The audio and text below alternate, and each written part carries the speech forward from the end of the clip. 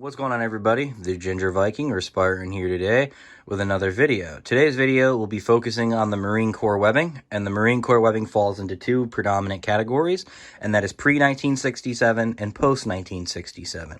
The reason being is in 1967, the Marine Corps forgoed the M14 and adopted the M16 and replaced it.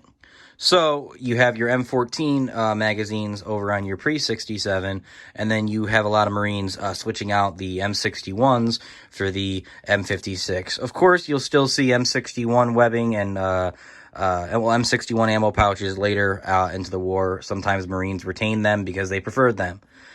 So anyway, let's get into it and get a little bit more in depth in the differences and what to look for. So, as you can see here, this is a full M61 web set. Now, again, it can differ depending on your needs. Depending on units, some units ditched what they called the JFAC, which is your jungle first aid kit. Some units got rid of it. Some units kept it. But predominantly, it was worn in the back of the Marine's belt. Then you typically see Marines carrying at least 4 M61 pouches. But if you can squeeze a 5th or 6th one on your webbing, it's more than welcomed. Typically they carried one M14 mag, or you could squeeze two 20-rounders in there just for placeholding, because I still have my M14 coming in the mail. I have 30-rounder M16 mags in there, again, just for placeholding.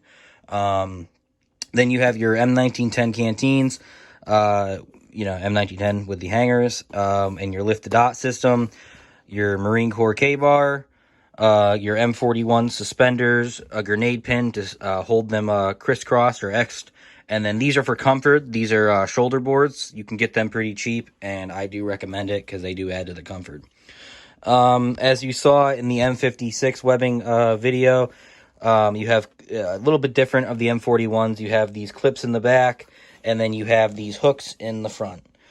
Basic same thing. You hook them to the eyelets in the belt.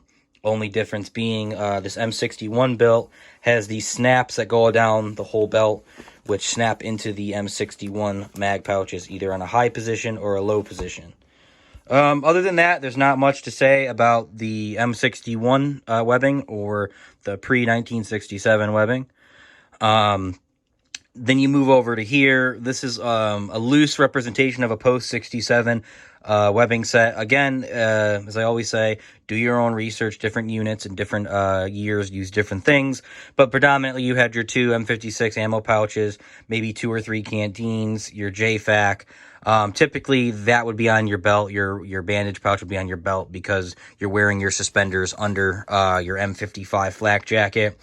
Another thing to remember is if you're going to be doing M56 or using M56 suspenders with a Marine Corps kit, you're going to want to go with there's different sizes. You're going to want to go with the long size because you want the webbing to hang below your M55, so that way you can get to your different pouches more comfortably.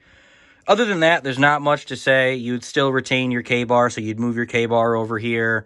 Sometimes you see Marines with M1910s on a M56 belt. Sometimes you see them keeping their M61 belt, but upgrading everything else. So do your research, look at pictures. Other than that, that's just the basic overview of a Marine Corps webbing set from pre-1967 and post-1967. Anyway, guys, that's pretty much it. Another simple, short video. Remember to like, subscribe, comment, all that good stuff. If you have any ideas, questions, please put them down in the comment sections below. Other than that, guys, peace.